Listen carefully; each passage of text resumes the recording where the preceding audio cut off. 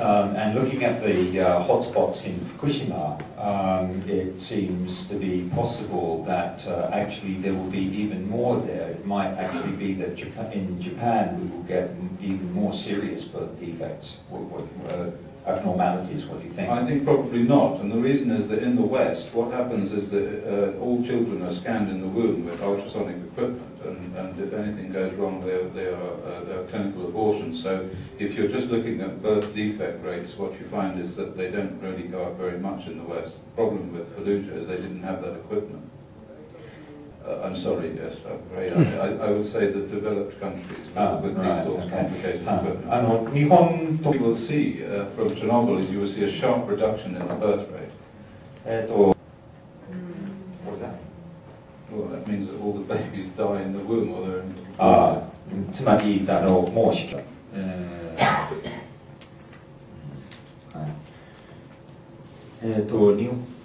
in Japan, what they have experienced in the past is radioactive exposures from Hiroshima and Nagasaki, and then another one is the workers who work inside the nuclear power plants. But these ones, for example, are quite low doses, and they have some data on them. But these people are usually dying quite later on. For example, after they've retired. But now what is happening is that some citizens are collecting data about things like nosebleeds and things like that, perhaps diarrheas, but there are no past data about these sort of things in Japan. What he would like to know is that if there is any scientific survey data about accumulated doses which result in these kind of problems. Well, there's a number of different problems here. The problems about the immediate exposure to hot particles, a study I have done myself with my group on the test veterans, the veterans of nuclear testing at Christmas Island and in Australia. And all of these people reported a number of symptoms immediately after arriving at the test sites. And this wasn't to do with their exposures from the bomb. These were just living on the test sites where this material was on the ground. And all of them had one of the most common reporting was for nosebleeds. They also had diarrhea, they had eye problems and flu-like symptoms, and they developed skin rashes.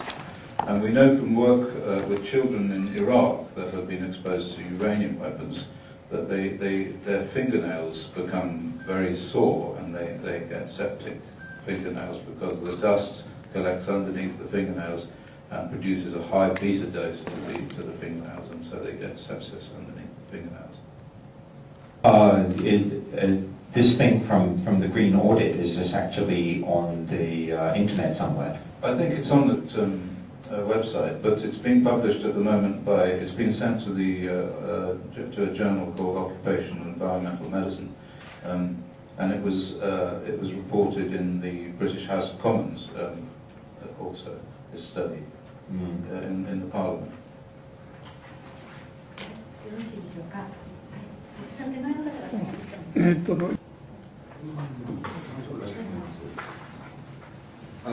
It's about the air filters.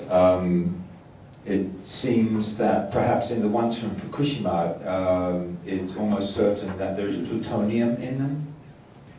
I don't really like in science to say that anything is certain, but we are certainly looking, and I think it's quite likely that there is plutonium in, yes. And especially since we found plutonium in filters in the United Kingdom, which came from Fukushima. 福島 from Chiba, ごめんなさい、千葉の方のそのプルトニウムの東京のいいですか？東京の 0.5 ミリのあたりのどうですか？はい。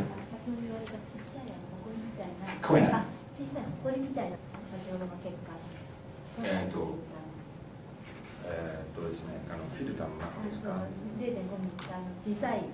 There was a hot particle, the 0.5 millimeter one. Quite simply, is there plutonium in that? Couldn't possibly say. I mean, we just have to wait and do some analyses, and we can't really do an analysis which will tell us that there's plutonium in something like that, because we have to isolate the particle, and then we would have to do electron microscopy. And it's really quite a tricky business and costs a lot of money, and we don't have much money. There is no certain survey or something that shows that there is actually plutonium floating around in the air in Tokyo at the moment, is there? No. 今のところはそういう報告はないと思います。それでThe atomic industry people want to say that, ありがとうございます。even if plutonium is coming out of the reactors, it's not going to go very far. What do you think about that? They say it doesn't go more than about a mile or something because it's heavy or something like that. Yeah. But what would be your comment on that? Well, the model of the nuclear industry that they sell is about on the level of the sort of books that people write to teach children how to read.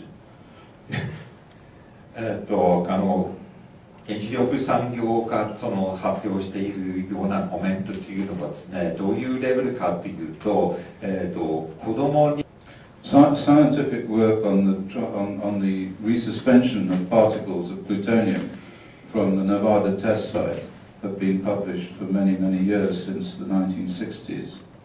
It's actually, never mind about coming down, they go up. することだということが分かっています。Plutonium particles released from the Sellafield site in Cumbria have been measured in sheep feces across the entire width of the United Kingdom, more than 250 miles.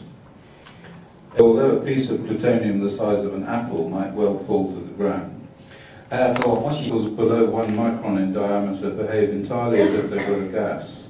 Pardon? Particles below 1 micron in diameter behave entirely as if they're a gas. しかし、1マイクロン Uranium, which has the same density after the Gulf War in 2003, was collected in filters at the atomic weapons site in the United Kingdom, 2,000 miles away. ということなんですけど、測定されているんです。So the Japanese government have said as a standard that plutonium of about 5 millisieverts is okay. What do you think about that? It seems to be some misunderstanding. You can't have plutonium of 5 millisieverts. If they mean that an exposure of 5 millisieverts is okay from plutonium, then that's criminal irresponsibility.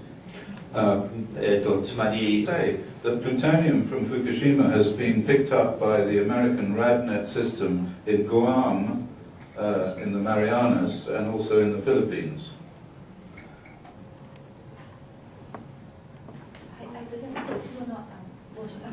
In the ECRR model, you've said that I think what he means is that compared with the ICRP model, you've got to multiply by about 600. But if you're talking about children, then what would the factor be? Well, both the ECRR and the ICRP recognise that children are more sensitive, because this is what science, what measurements have shown, and it depends upon how old the children are. So, very roughly, I think for children aged about 10, you would multiply by 5, and for children aged about 1, you would multiply by about 10. You have to be a bit careful, because this depends upon which radionuclides we're talking about. And we have been modelling Fukushima on the basis of the same sort of spectrum of radionuclides as we find in Chernobyl, and it may not be exactly the same, because there are differences in the process. It may not be as bad as we predict, but it may be maybe worse than we predict. But what we certainly would stand by is that it's going to be a lot worse than the ICRPs predicts. But the point about being here and why I'm here is because I want people to get those children and adults who are being exposed out of the area. I want to save lives. This is the point about this. let's not get too worked about numbers of deaths, but every person that we take out of that area, every child that we remove from that area will be a child that we might save the life of, and this is why it's so important that we act now. Seems to be asleep or hypnotized. Wake up. It seems that in Japan that what they're measuring is the cesium, and what they probably should be doing is measuring other nuclides, especially alphas and betas. Can you tell us a little bit about the difficulties of measuring these things and how they might go about it, things like that? Yes. Cesium-137 is very, very easy to measure. It has a very strong gamma emission line, which is quite easy to identify, and you can even identify it by flying over in a helicopter, which is actually a very useful way of showing where the main contamination is. But cesium-137 is not, in the opinion of the committee, particularly dangerous. The dangerous isotopes that one needs to concern oneself with are strontium-90, and plutonium and particularly uranium, which is very rarely measured. But in fact uranium is the main component of this accident. It's uranium that's going to be everywhere. And we know from the work that's been done, huge amount of work that's been done following the Iraq wars, that uranium is fantastically more toxic, genotoxic, than anyone had ever imagined in this particular form. So all of these things should be measured, and the other one that should be measured that's been completely ignored and is extremely toxic and causes all sorts of developmental defects and birth defects is tritium, which is basically radioactive water. And there's going to be a phenomenal amount of tritium because of the huge amounts of water that are being pumped in continuously into these reactors, which will turn the ordinary water into tritium, because that's how you make tritium. You make tritium by putting neutrons into ordinary water. And so I would be very surprised if there isn't tritium in the tap water in Tokyo, and certainly in the tap water in areas closer to the accident site. And in fact, we are measuring. We have some samples now which are in for tritium testing, so we'll be able to tell you about that. Mm.